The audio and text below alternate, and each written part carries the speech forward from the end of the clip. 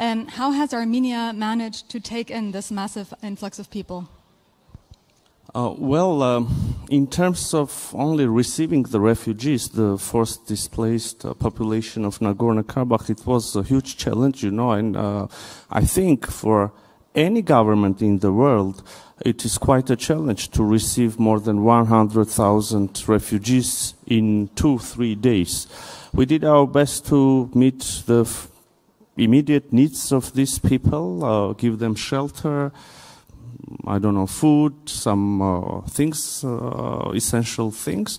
And of course, we applied to the assistance of the international community, and we appreciate all the assistance we achieved. Now it is the time for the next stage, I would say.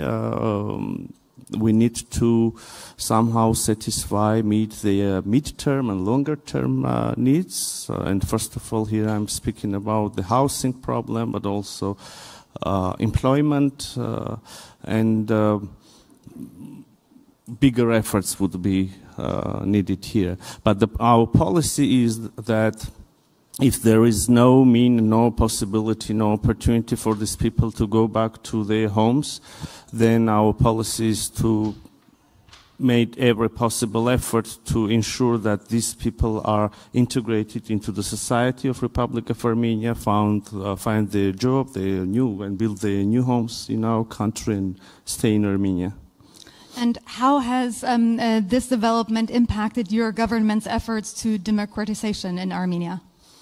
Not only this influx of refugees, but the roots of this issue. I mean, the attack of Azerbaijan, and it happened in 2023, but the whole story started in 2020 when a war was launched by Azerbaijan against Nagorno-Karabakh. And then in the course of the war, or during the aftermath, Azerbaijani forces entered and invaded also into the sovereign territories of Republic of Armenia. So this is the whole story.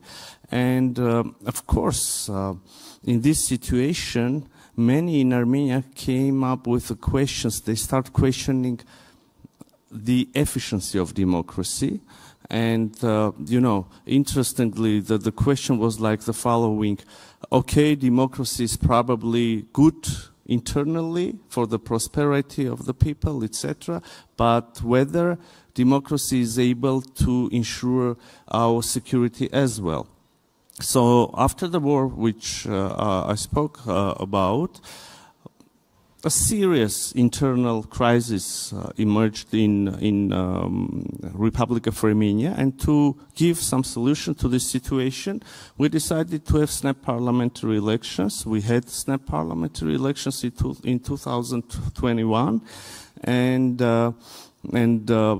democracy was among the main things which was being discussed during the electoral campaign. Well, fortunately, the political party which was lobbying for democracy, my political party, we won the elections and formed the government. So this means that citizens of Armenia supported two things. First of all, peace agenda of the government, and also the further democratization of the country.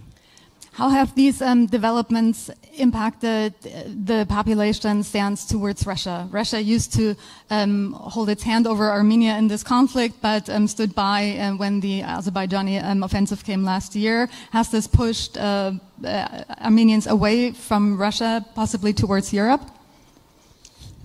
Very interesting question, and you know, it's not a secret anymore that there is a huge frustration in Armenian society regarding the Russia's assistance and alliance with Russia, because for decades people of Armenia was thinking that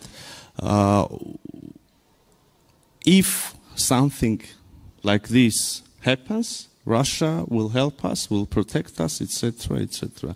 So now people of Armenia saw that this is not the case.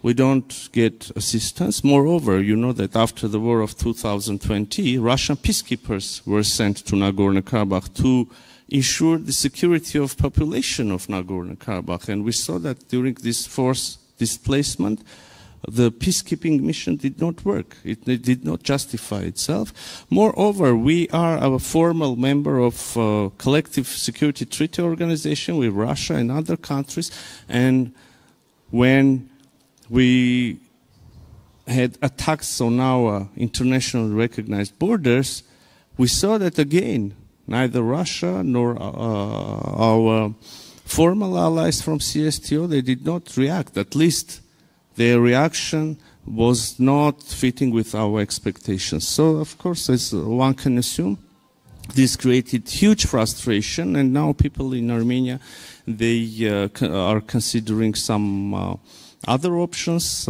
As I said, and the topic is connected with democracy, so we truly believe in democracy, and understandably this brings us closer to the European Union, to the United States.